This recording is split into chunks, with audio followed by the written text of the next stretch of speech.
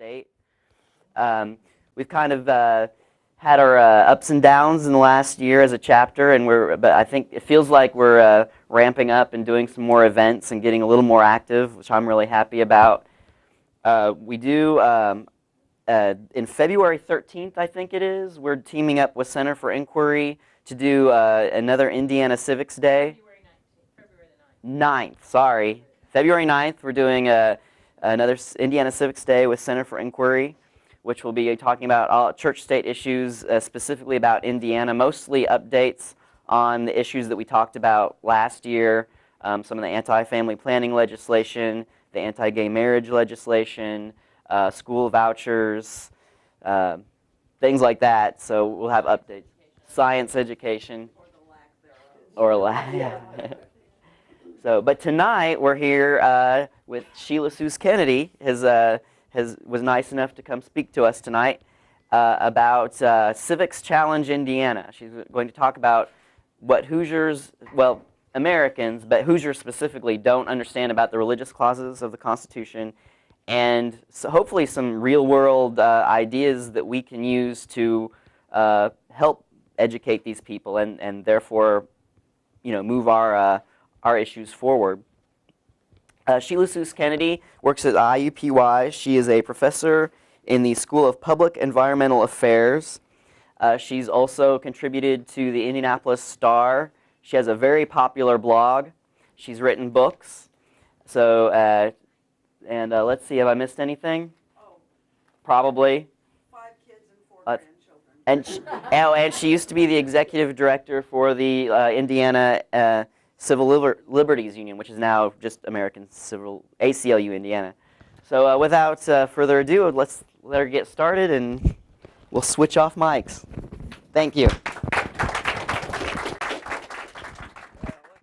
Okay.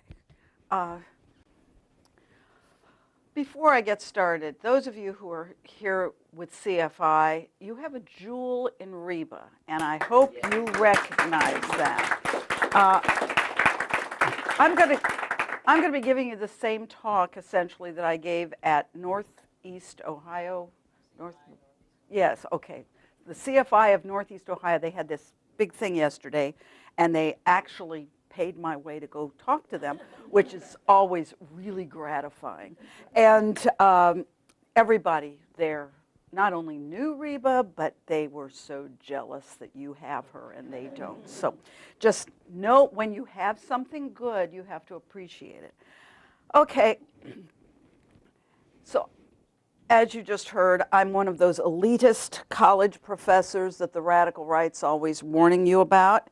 I teach law and public policy at Indiana University, Purdue University, Indianapolis, and not surprisingly, given my even more nefarious background with the ACLU, my scholarship focuses on how America's constitutional values operate within our increasingly diverse culture, how those values connect us to people who have very different backgrounds and beliefs and make us all Americans.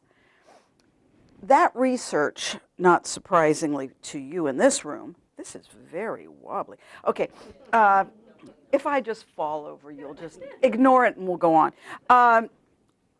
Seriously, my research has convinced me that in the absence of widespread civic literacy, which I will define, things are not going well and they are not working well.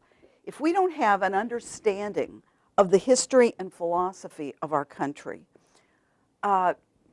we cannot talk to each other. I mean, that kind of an understanding is absolutely critical, not just to our ability to communicate with each other, but our ability to function as a unified people.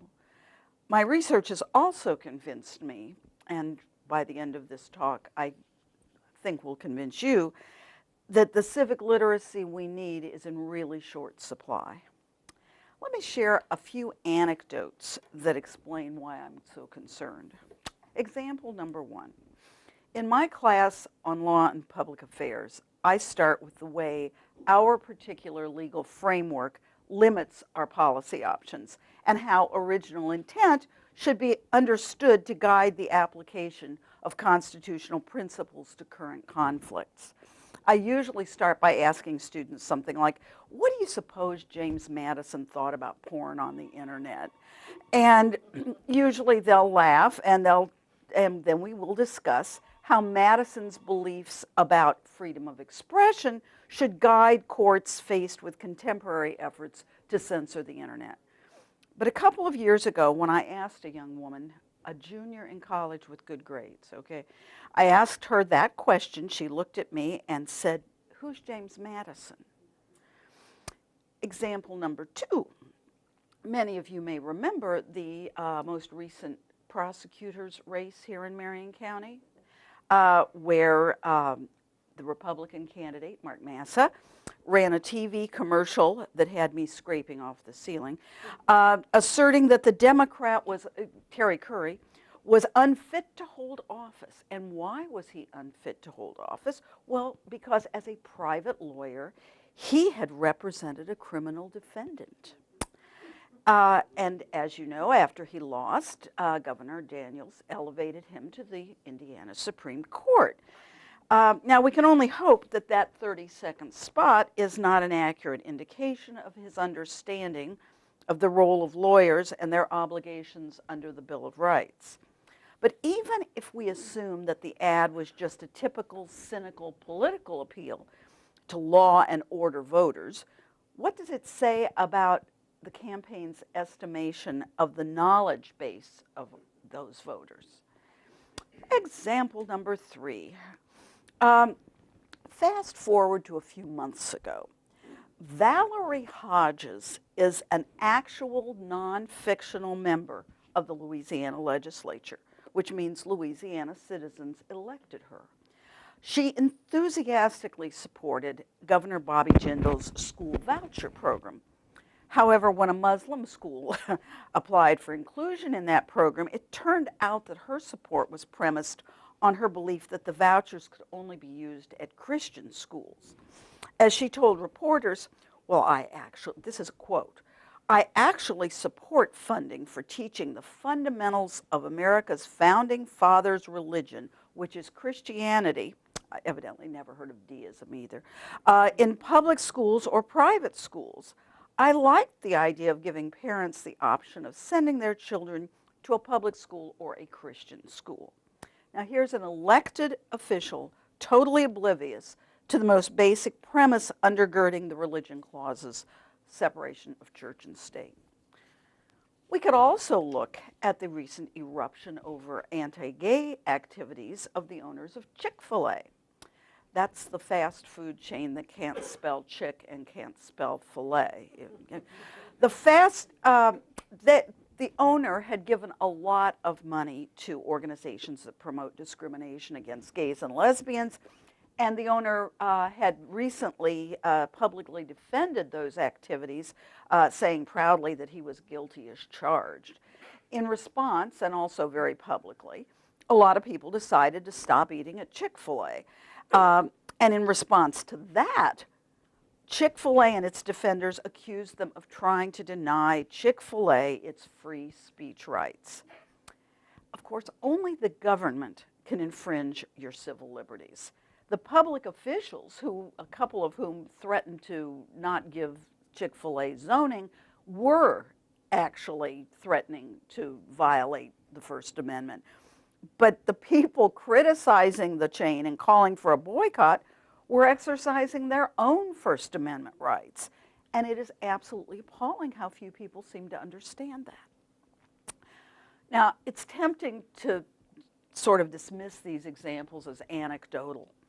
But let me share with you just a tiny fraction of the available research. This is why I drink, by the way. Okay. Only 36% of Americans can correctly name the 3 branches of government. I mean, our bar is not high here.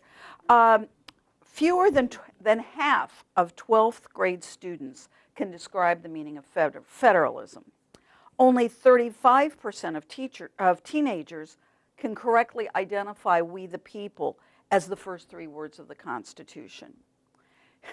In one of my favorite studies, nearly 94% of teenagers in one survey could name the Prince of Bel-Air, whoever the hell that is. But only 2% could name the Chief Justice of the United States Supreme Court. Anecdotal surveys such as these, as well as the few formal studies that have been completed on civics, point to what has accurately, I think, been called a civics recession. Barely a quarter of the nation's 4th, 8th, and 12th graders are proficient in civics. Only 5% of high school seniors can explain checks and balances. Only 43% of high school seniors can name the 2 major parties. Only 11% knew the length of a senator's term, and only 23% could name the first president of the United States. I could go on, and frequently do, but one scholar reacted to these results by worrying that the amount of civic knowledge in this country might be, quote, too low to sustain democratic governance. Now, this is just appalling. If you think about it, the choices that were originally made by the men who designed our constitutional architecture have shaped a distinctively American culture. Those initial choices dictate our contemporary definitions of public and private, our notions of governmental and personal responsibility, and our conceptions of human rights. Those choices frame the way we allocate collective social duties among government, nonprofit, and private actors. Failure to understand and appreciate those initial decisions is failure to understand the world we live in. It is failure to understand the most basic context of contemporary politics and policy. The widespread ignorance about First Amendment religion clauses, which all of you are aware of, the ability of so many people, or pardon me, the inability of so many people to understand the operation of and reasons for separation of church and state, the belief that the Establishment Clause just prevents the establishment of a national church, and my favorite, the notion that freedom of religion means something like a Chinese menu, you know, where you can pick one from column A and one from column B, but you have to pick something, you know, something that's on that menu. All of that is part and parcel of a wider civics deficit, and it has to be understood in that context. Civic ignorance explains so much of the craziness and conflict we see around us. People who have very little grasp of American history or the Enlightenment roots of our particular approach to government are those who are the most easily mobilized by the demagogues who populate talk radio and television. Civic ignorance, much more than malice, in my view, drives the toxic, decidedly uncivil discourse that has replaced reasoned debate in so many venues. Let me be clear, people don't need to be constitutional scholars, but familiarity with the basic constitutional principles is critical to our ability to be good citizens. Constitutions are expressions of political theory. They're efforts to address the most basic question of society. How should people live together? I mean, when you think about it, that's the question government is supposed to be answering. Most of what I've written over the past 15 years or so has revolved around that one question. How do we live together? My very first book was What's a Nice Republican Girl Like Me Doing at the ACLU? Now, for those of you in this room who are young, the GOP used to have sane people in it. It really did. I promise you that that's the truth. And that book was written just at the time that the GOP was morphing into the cult filled with goofs and crankballs that it has suddenly become, or subsequently become. It was in that book that I first explored something that I called then, and I still call, the American idea. And what my fundamental premise in that book and since is that America is really much more an idea than a place. Think about it. Ours was the first nation not to be based upon geography, ethnicity, or conquest, maybe a little conquest, okay, but on an idea, a theory of social organization, what John Locke called a social contract and what Todd Gitlin has called a covenant. That theory, that idea, was incorporated in our constituent documents, the Declaration of Independence, the Constitution, and the Bill of Rights. The American idea should make us uniquely situated to thrive in a world where trade and technology are making geography increasingly irrelevant, where travel, immigration, and economics are forcing diversification of even the most insular societies, because we based citizenship on individual behavior rather than group identity. The American idea reflected certain assumptions about human nature and accordingly privileged certain values, values that ought to be more explicitly recognized, discussed, and understood, because those values provide the common ground for our citizenship and they define our public morality. Understanding them is absolutely fundamental to our ability to understand ourselves, talk to each other, and to construct a civic and civil society. Now, in this room, you all understand that the nation's founders did not all speak with one voice or embrace a single worldview. All of our governing documents were the result of passionate argument, negotiation, remember that, and eventual compromise. And as remarkable as the founders' achievement was, and as enduring as the bulk of their work has proven to be, the system they established was not perfect, nor was it sufficient for all time. History and context matter, and you don't get either one by reading carefully selected portions of the constitutional text on the floor of the U.S. House of Representatives or by attending one of Michelle Bachmann's revisionist Constitution classes. Take the issue of original intent. There are self-styled originalists who believe that the role of the courts is to identify the founder's intent and mechanically apply it, nothing more. Now, such a view of the judicial function arguably misreads history. In any event, it's impossible. Whose original intent are we supposed to apply? John Marshall's, Thomas Jefferson's, James Madison's? I vote for Madison, but you know. How are we to determine what that intent really was? More to the point, constitutions by their very nature are statements of basic principles to be applied to fact situations that may or may not be foreseeable at the time the principles are enunciated. The Fourth Amendment, for example, prohibits searches without probable cause.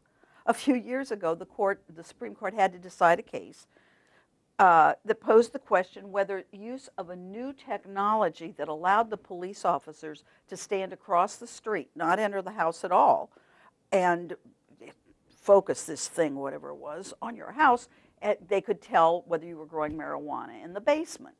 Now, the question before the court was, is that a search? Is that the sort of search that the Fourth Amendment was intended to prohibit without a warrant? And the court, in this case correctly in my view, said yes, it was a search.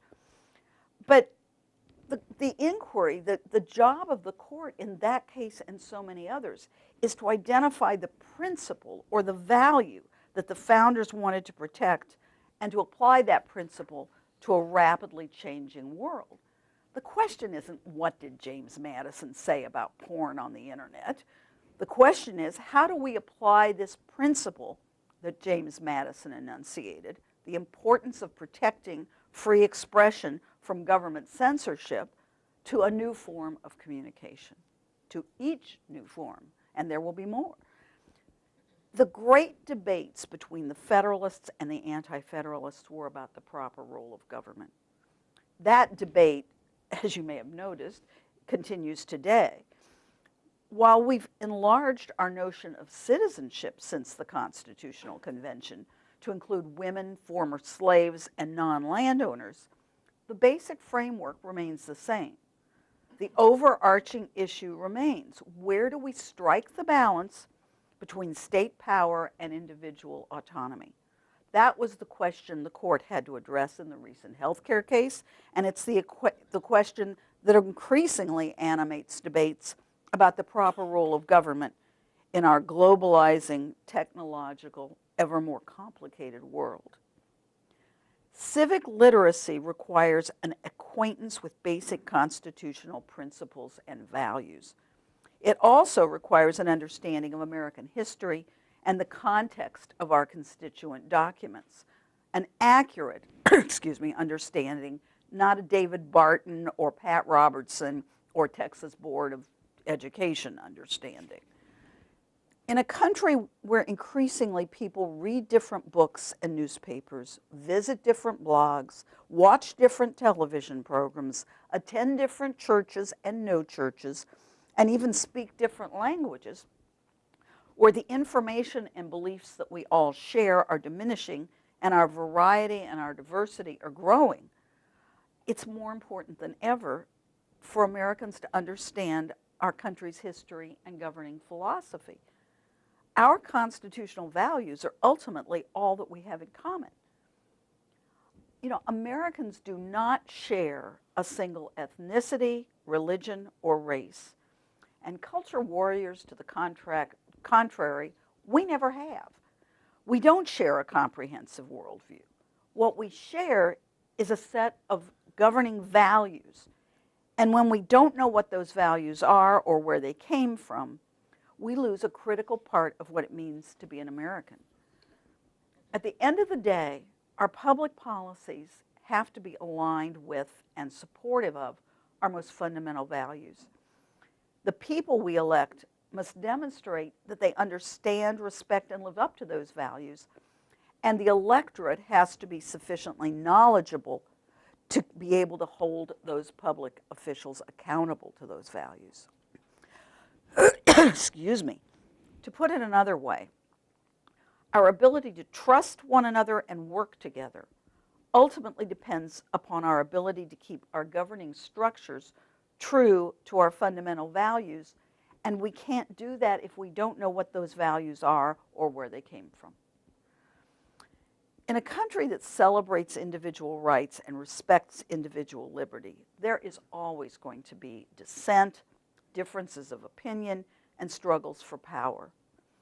But there are different kinds of discord, and they aren't all equal.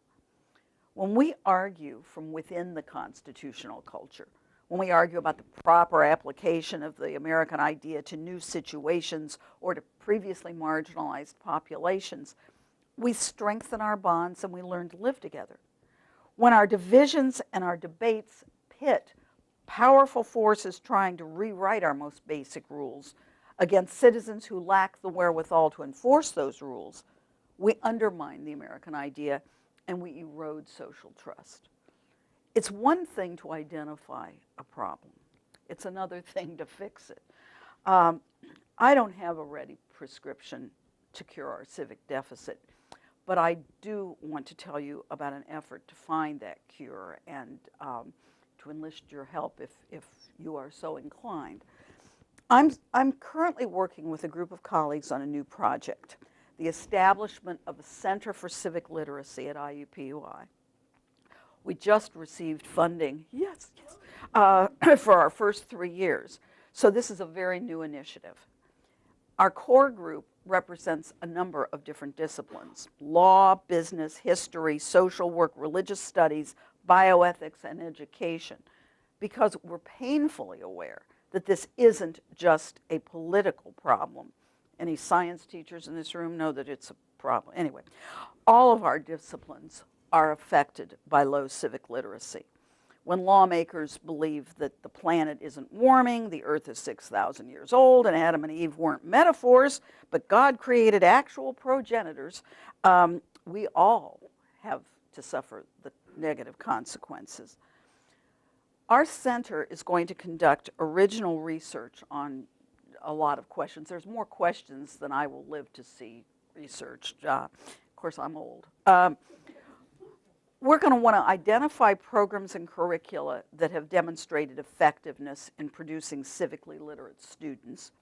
We want to know why previous efforts at reform have lacked staying power. You know, some of you may recall that at the bicentennial of the U.S. Constitution, there was an effort to improve civic education. We saw a little bit of a bump, and then the inevitable trajectory was then it fell back down. Periodically, there are efforts to improve civic education, and yet they all seem to follow that trajectory, and we want to know why.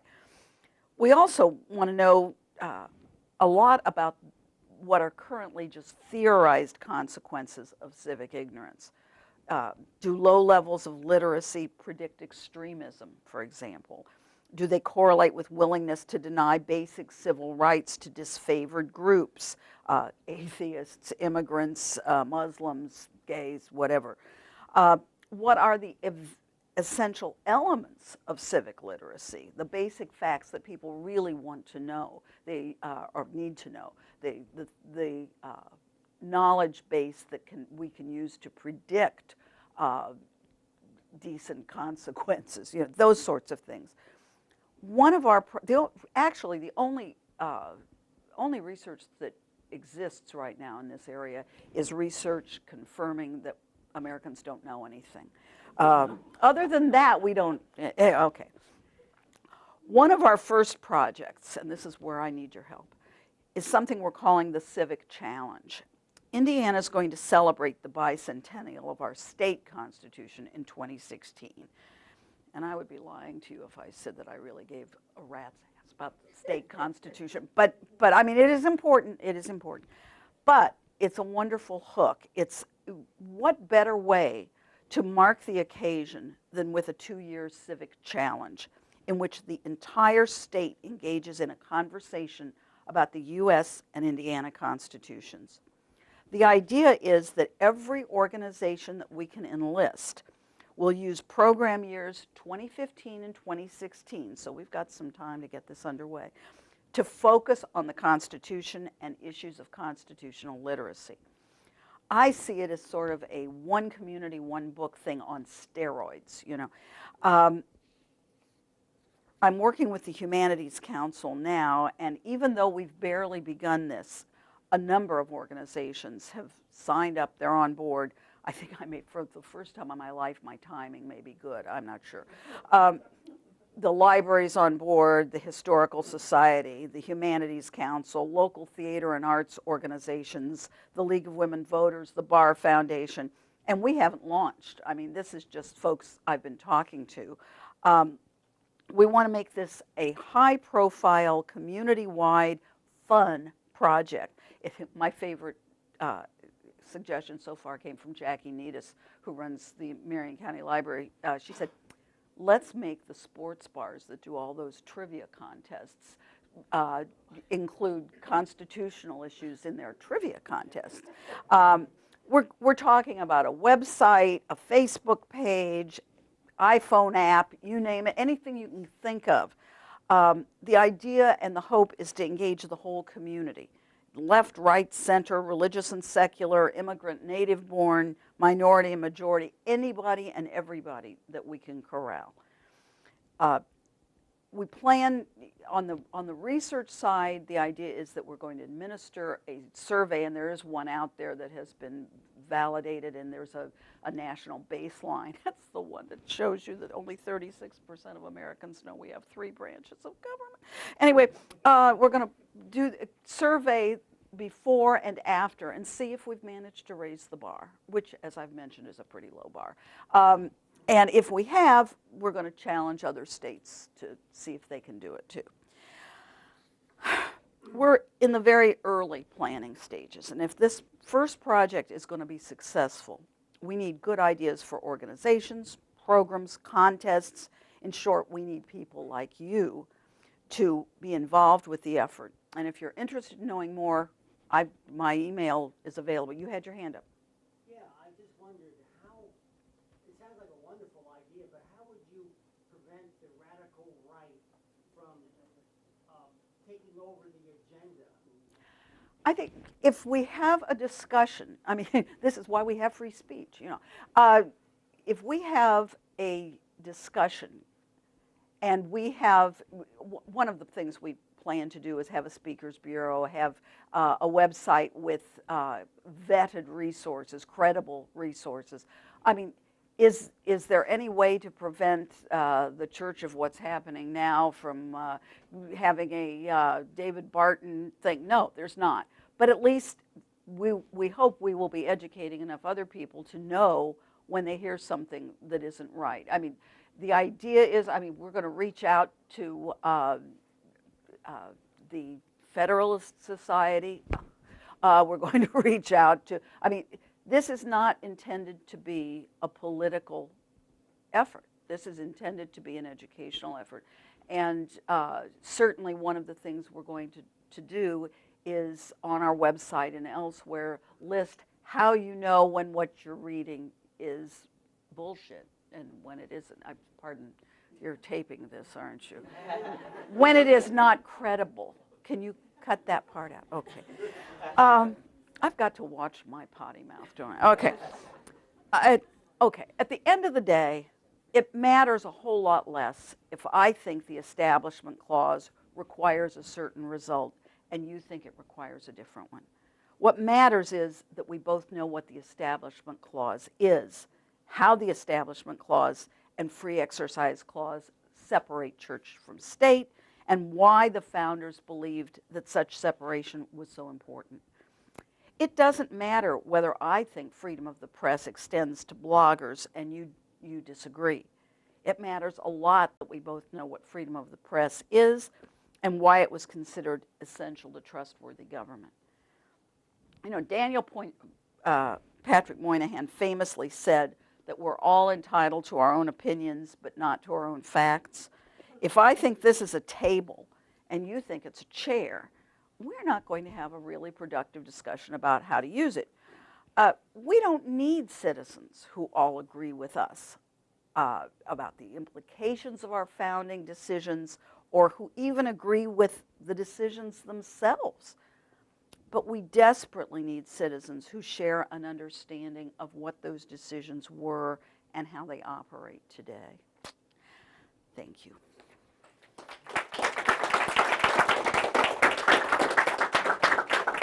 I'm open for questions. Yeah.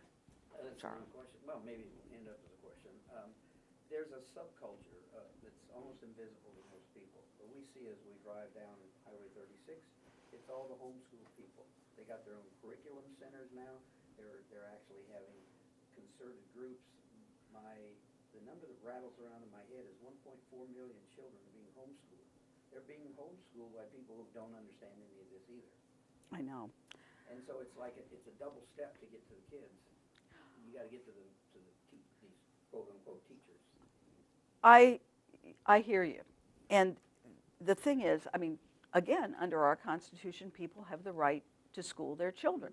People have the right to be ignorant. People have the right, you know, I mean, we all have the right to be wrong, and some of us frequently are. But the point is that even though it's a 1.4 million children sounds like a lot, it's really minuscule in the scheme of things.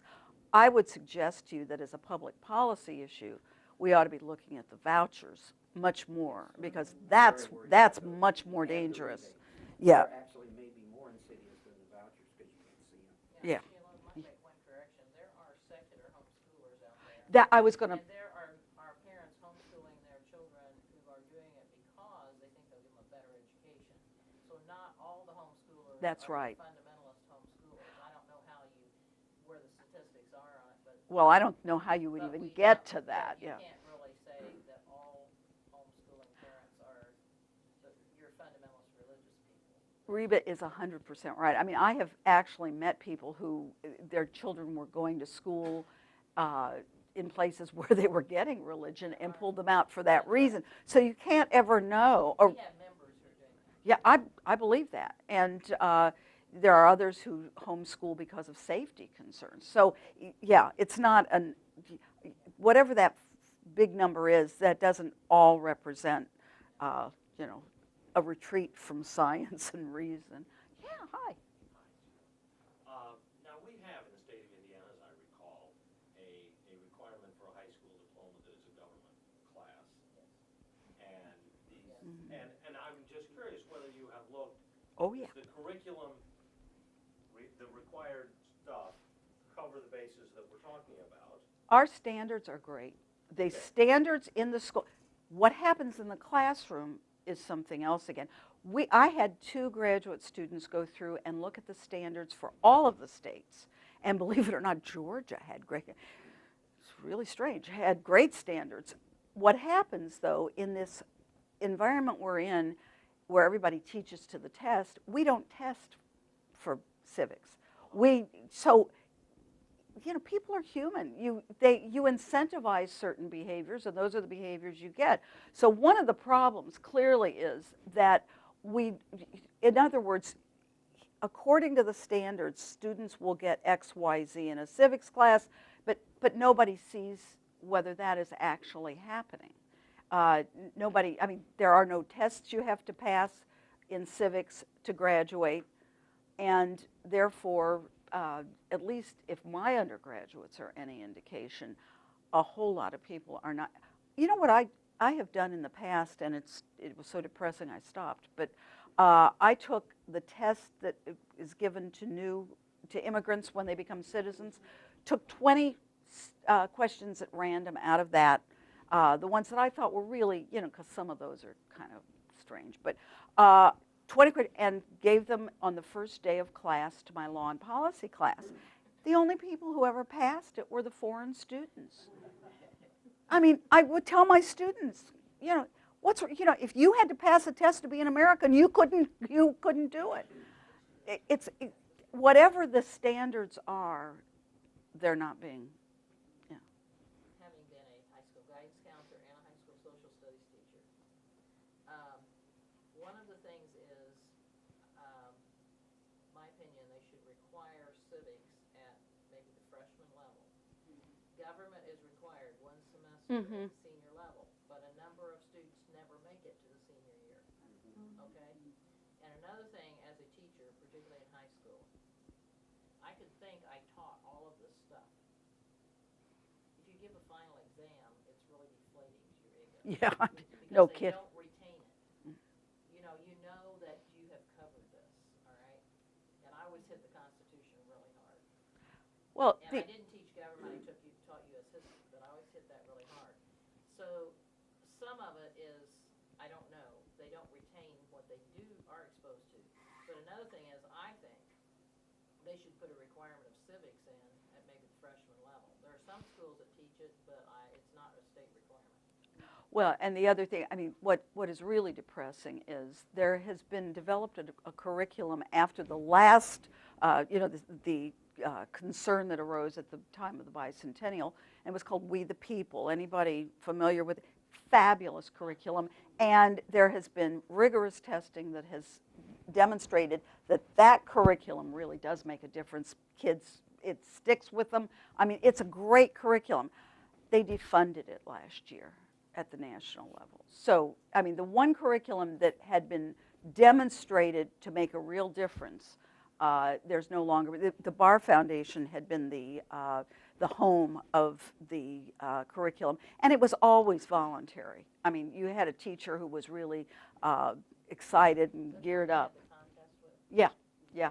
I used to be a judge at the, you know, but I mean, it was a great curriculum, but in some of the budget cutting, the funding for that program and for the administration of that program was cut out. So what it suggests to me is that, one, we have a timing issue, which Reba was addressing, and that is, by the time people are seniors in high school, they're just trying to get out the door. Well, that's right, and then a lot of them don't make it in senior year. And some of them don't get there. The other thing is that perhaps we have not effectively communicated why this is valuable. See, to me, that's the key, and that's why, even though we're certainly, I mean, I've got an education professor in my little group, and he's a curriculum expert and all that, we can't put, in America, we have this tendency to put everything on the schools, you know? I mean, you're supposed to teach financial planning, you're supposed to teach birth control, I don't know, not birth control because of, yeah, I know, okay, because you can't teach that. That might help. But, you know, everything we say, well, they should teach that in the schools, and we don't. I think we have to work, and this is a lengthy process, and I'm not kidding myself, but we need to create a culture that communicates the importance of this. And you don't do that when you've got wackos like David Barton running around and, you know, all these books, and nobody seems to care about coming back and saying, whoa, you know, this is what legitimate historians believe occurred. This is what lawyers and legal scholars will tell you about the jurisprudence under these provisions. I mean, it needs to be part of the cultural conversation, and it isn't. And if we just say, well, the schools need to do it, do they need to do a better job? Sure they do, but there are other places that we need to be reinforcing that message. I'm not sure you got my message. Okay? Our audience are teenagers. Not all of them. That's where we're going to have to build. The adults that forgot what they learned, we may be SOL. We have an opportunity in the school setting, hold on. But I think a piece that we have to consider is how to communicate to teenagers how this is going to be useful for them. If they do not perceive it as being useful for them in their life, they'll tune it out. So we have this layer of trying to get them to tune it in, and that, I think, will only happen if they perceive some value for them. David, I don't disagree with that, but it's not the whole answer. It's only a part of the answer. Okay. And one of the ways that you communicate with teenagers, those of us who've had several of them, is not by saying, let me tell you how this is meaningful to you. It's by sitting at the dinner table and hearing, and not just the dinner table, but in school, in the media, in a variety of venues, why this is meaningful, why this is important. So that's, I don't disagree at all with what you're saying, but I think it's necessary but not sufficient. Yeah. Yeah, I think an excellent way of communicating with teenagers is through YouTube. And it can be amusement, it can be Absolutely. entertaining. There's a lot of things that really sweep across the nation. And if we put some effort into Yes. that, I think that's the most effective way of getting the message Well, across. it's certainly an effective way. And by the way, for those of you who do like to watch videos, I was telling Reba, yesterday I participated in this conference in Ohio, and one of the Ohio members had put together a video especially geared to First Amendment free, separation of church and state issues that I have linked to on my blog this morning. It is hysterical if you get a chance. It's 19 minutes, so it may be a little long for those of you with my attention span, but it was really funny, and it starts with an old film of Billy Sunday, and it goes from there. Representative Shimkus, I believe, who explained that we don't have to worry about global warming because God promised in Genesis that he wasn't going to destroy the world. You know, I mean, it's just, and it's interspersed with, there's at one point where there's a little thing of Mr. Spock going, fascinating. So I really recommend it. It was very well done, yeah. First of all, I think waiting until high school is way too late. I mean, when I was in primary school, we got a lot of this in history instruction from the get-go. I don't know if that's been lost somewhere along the way or what's going on, but I think you need to back the horse up clear back to primary school to begin with. That's right. I mean, there has to be an entire superstructure, infrastructure, whatever you want to call it, that sends the message that you're talking about. This is important stuff, people. Well, another way I think that you can get to high school students and teenagers is so many constitutional things really impact students. Yeah. First Amendment stuff and all that, and if you pinpoint those issues and put it in the context of their lives in school, you'll get their attention. Well, I think that's right. Especially when I was at the ACLU, I used to go into high schools all the time, and inevitably the questions were, the cops stopped me the other day. Can they do that? You know, and I get those in my Water undergraduate searches, classes. Drug searches, all that stuff. Oh, yeah. Even in school. Oh, without question. And they're very, very protective of their rights, but they don't, I always think back, when I was at the ACLU, I got a call from a kid. This sort of sums the problem up. He wanted us to sue White Castle. And I said, okay, why? White Castle violated my First Amendment rights. Okay, how did White Castle do that? Well, I'm tattooed all over, evidently, and I don't know, I never saw him, I just talked to him on the phone. And he said they refused to hire me because they said I basically wasn't appetizing. I mean, I don't think they put it that way, but, and I said, and he said, and I have a First Amendment right to be tattooed. Yeah, you do. And if the city council passes an ordinance that says you can't be tattooed, I suggest you come to the ACLU. But White Castle has First Amendment rights too, and they have a right to not hire unappetizing people. I mean, so, but this is, he was angry, but he didn't know he didn't know where to direct his anger, he didn't understand the context, and he probably didn't understand much if it was that unappetizing, but anyway. Yes, and then yes. Oh, I'm sorry. I'm sorry. I move. Yeah, that's right. Okay, yes. Well, when I was in school, I didn't get as much out of my U.S. history class as I could have, because I really didn't understand how it related to the issues I cared about. So maybe a way to start with the issues, find out what issues the kids care about, and then teach the history around that. Well, I think, again, my project is not geared to the pedagogy, although we do have somebody who is looking at those issues, which kinds of curricula have been demonstrated to be the most effective. We're doing a different kind of, the center as a whole is doing research not just on what kind of curriculum works and what kind of methodology works, but what are the consequences of civic ignorance? What happens, obviously this event has been sponsored by Americans United. You guys can tell story after story about what happens to people in a community that does not appreciate what separation of church and state is. You've got people running around saying, why, I don't see separation of church and state in the Constitution. It's not linked. There are other people who say, including one on the Supreme Court I can think of, who say, I don't see privacy in there.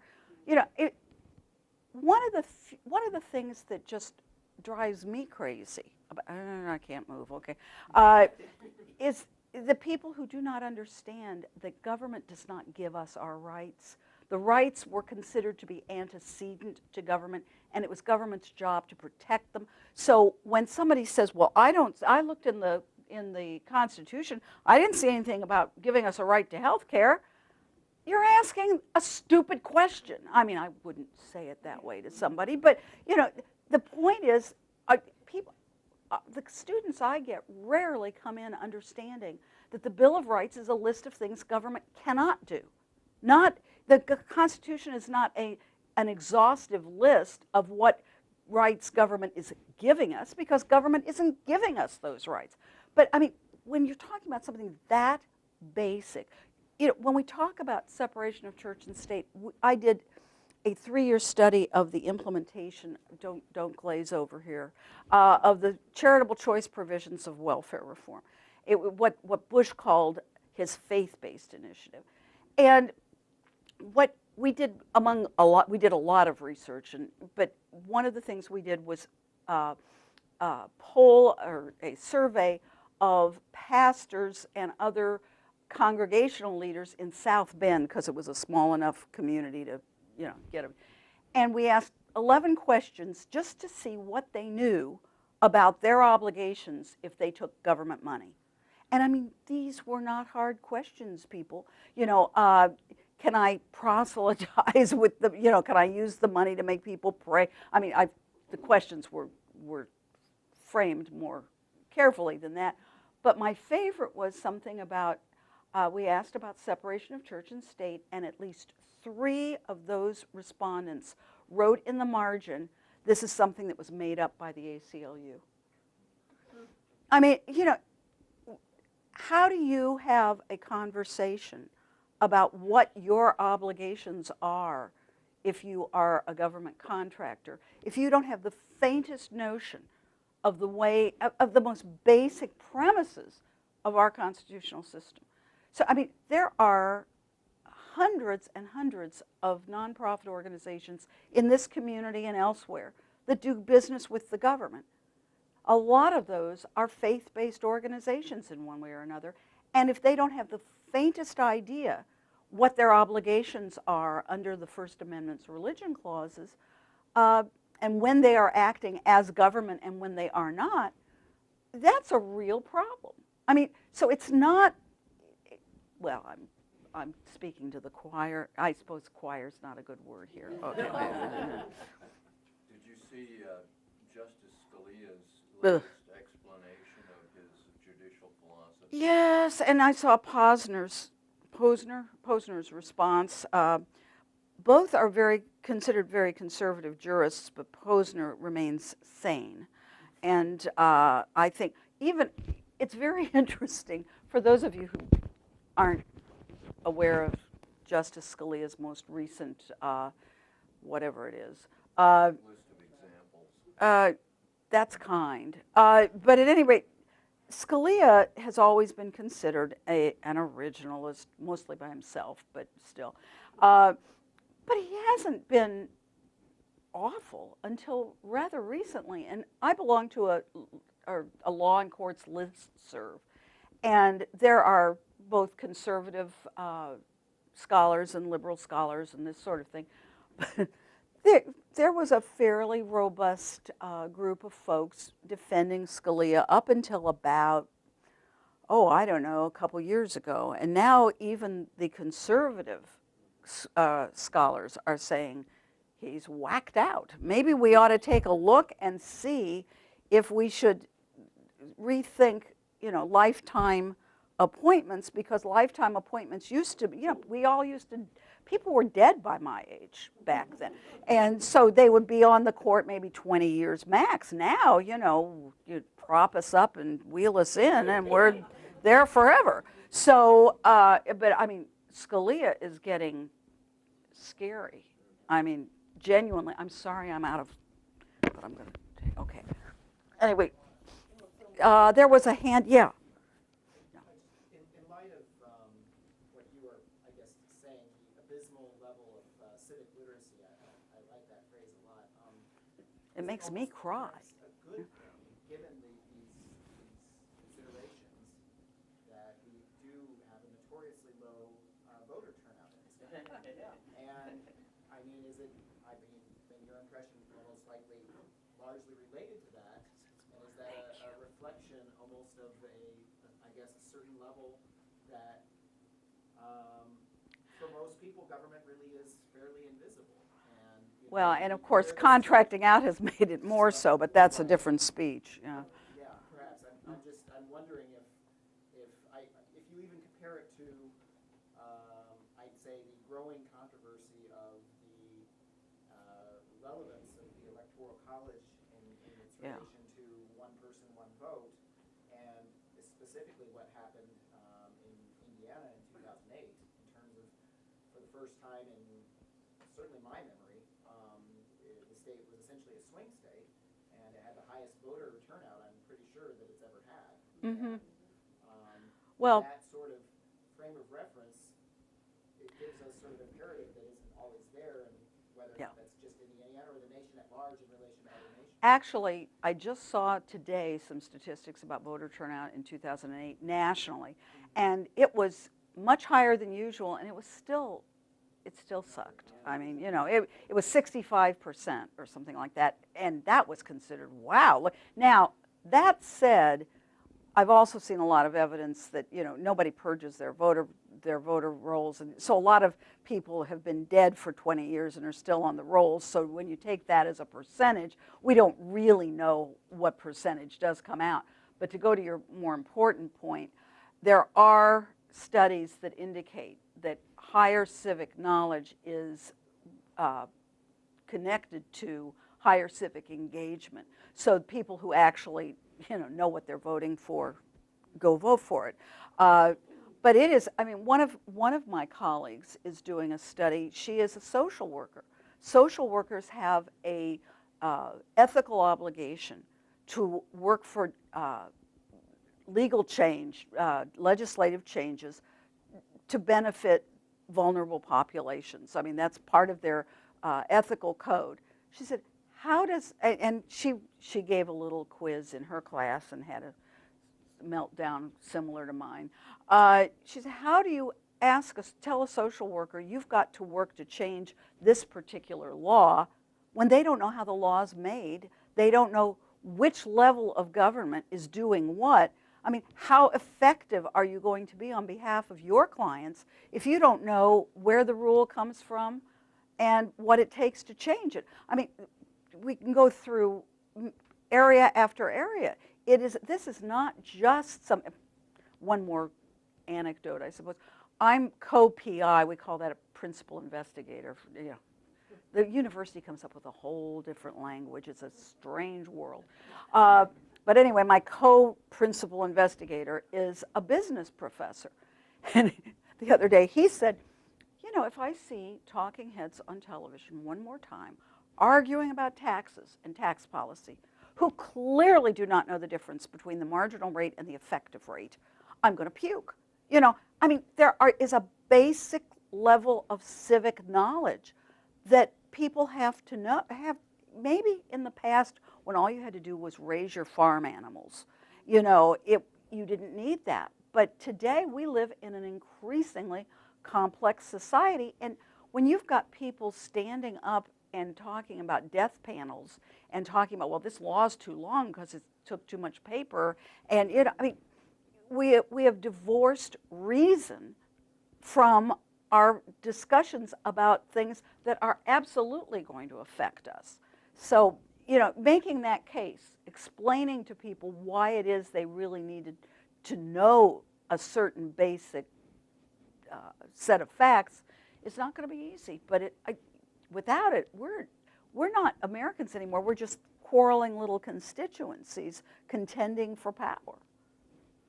Do you think that the people, particularly at the national level, who demonstrate this massive, at least to us, ignorance about facts and things, generally are that stupid, or are they just peddling this because they know the electorate is stupid and they can pander to that and get power because of it? Okay, I have had this ongoing discussion with my husband. I mean, this is I'm going to be politically incorrect. You might want to turn that off. We've had this argument. I've known Mike Pence for 30 years. And my husband says, he can't possibly be that stupid. And I said, yes, he can. He really can, and is. But when you have stupidity and absolute righteousness, when you are so convinced, you've talked to God. I was at your school when I think you were probably still there, and I was at the ACLU, and I talked to a group of kids, and they said something about God, and I said, well, I don't know, I talked to her yesterday. And the kid goes like, hey, maybe it's a girl. Anyway, I don't want to belabor it, but I think they are both stupid and scary. Yesterday on the panel, Ed Brayton, whose blog I told Reba I read it religiously. He has the free thought blogs. He talked about one of these people, and he said he would require a promotion to be ignorant. I mean, I'm sorry. How many of you saw? There's a Representative Braun or Brown who's on the Science and Technology Committee, who talked about the Big Bang is a theory from hell. I just this is why I drink. There was a hand up over here. Yes. Yeah. Knowledge is learned regardless. Whether it's fact or fiction, knowledge is learned, right? I've been thinking about this for some time now, about the public domain, the fairness act as we used to have. Yeah. Can you explain to us something in that? Sure. The problem there, and in fact, in my book, which I did a book signing for here a while back, God and Country, when I was looking, I went through all these problems, and then I was looking at potential solutions. I thought, what about bringing back the fairness doctrine? My conclusion is you can't anymore because the nature of communication is so changed that it wouldn't work, and probably there are some constitutional problems too.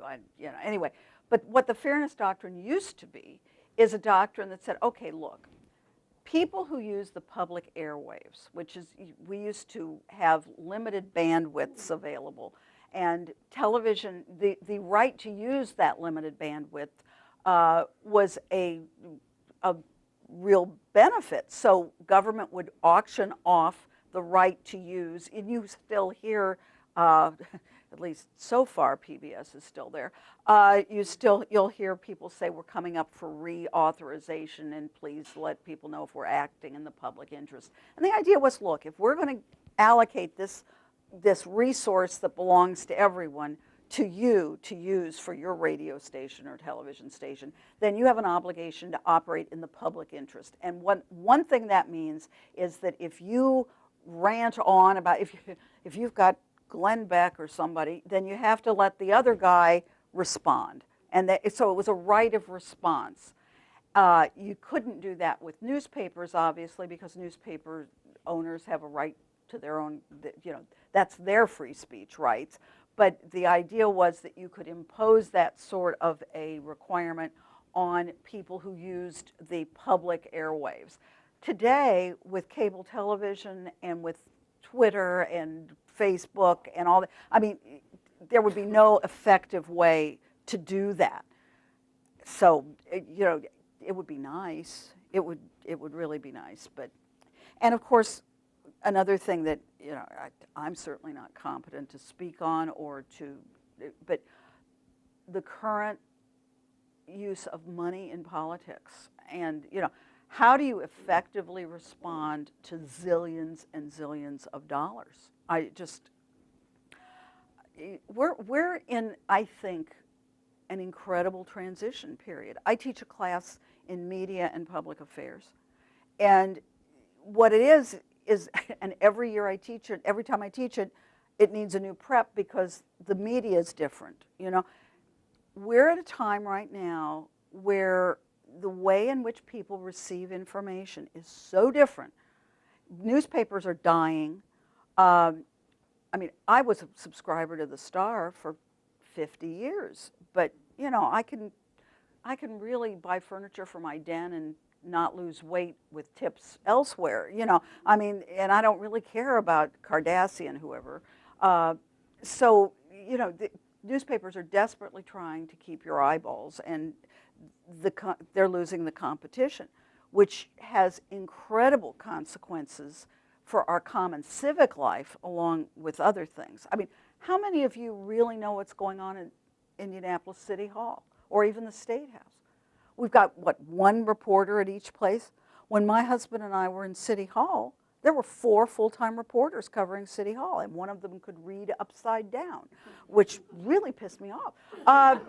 But, and those reporters had institutional memory. They knew where those bodies were buried. They knew what questions to ask. Now, if you get a reporter at all, it's somebody fresh out of journalism school, which is better than nothing. And some of them are good, but they don't have that institutional memory. And I mean, how many of you read the Indianapolis Star every day? Yeah, not very many. So I mean, there are all kinds of problems. And my argument here, and I'm going to shut up because you're probably out of tape or whatever it uses. Can you be out of digital? I don't know. Anyway, We have plenty of bits. you have plenty of bits? Okay. The world is changing so dramatically and so rapidly that it's almost as if we're not speaking the same language. Let me just end with a little, it's not an anecdote. There's a legal historian who I really like, whose name right now escapes me, but he talks about the fact that we have 2 sets of founders in this country. the Puritans who came, pilgrims who came to the United States, you all learned when you were cutting out those cute little things for the pilgrims to have, you know, turkey with the Indians in 2nd grade or whatever. We all learned that they came here for religious liberty, and that's true. But their definition of liberty was freedom to worship the correct God and to make damn sure their neighbors did also. So they came here to establish the right religion. 150 years later, George Washington took the oath of office, some of these kids need to know that, and swore to uphold a regime that those early pilgrims would never have recognized. The Constitution is an entirely secular document, and power was coming not from a supreme being, but from the people. And it was, you know, 150, in that 150-year period, what had happened was a paradigm shift, an intellectual paradigm shift because of the Enlightenment. And I would bet you, I hope I'm wrong, but I bet you if you went out and asked 100 people on the street what the Enlightenment was, maybe one would know, you know. But the Enlightenment turned the whole notion of liberty on its head. Liberty was no longer freedom to do the right thing. It was now freedom to do your own thing, free of government interference, so long as you were not harming the person or property of a non-consenting other. It was what is sometimes called the libertarian premise or principle. The idea was that government was there to protect your right to decide for yourself whether you were religious or not, and if you were, which one, and what you wanted to read and what you wanted to think and what political attitudes you wanted to hold. That was not government's business to tell you. It was your decision to be in charge of your own life. That concept, that meaning of liberty would have been incomprehensible to the Puritans. And we still have the modernists and the Puritans today. We've still got our Puritans. I heard, what's the name of the big fat drug warrior who lost all the money in Vegas? Bill Bennett. He was on some TV show a while back, and he says, why, liberty means freedom to do the right thing. And the corollary to that, of course, is government will tell you what the right thing is. That's not our legal system. That may be a lot of people's belief system, understanding, but that is not our constitutional system. But people, you know, the idea, I used to go into, I'm ranting, but I used to go into high school classes and I would start by saying, this is America, so the majority rules, right? And kids would all go, yeah. And I'd say, so you guys can vote to make me Episcopalian. I don't think we can do that. Why can't we do that? Then you get into a discussion of why you can't vote to make me Baptist or Episcopalian or religious at all. But they don't know that. Anyway, I will stop ranting. I will go home and drink. Okay.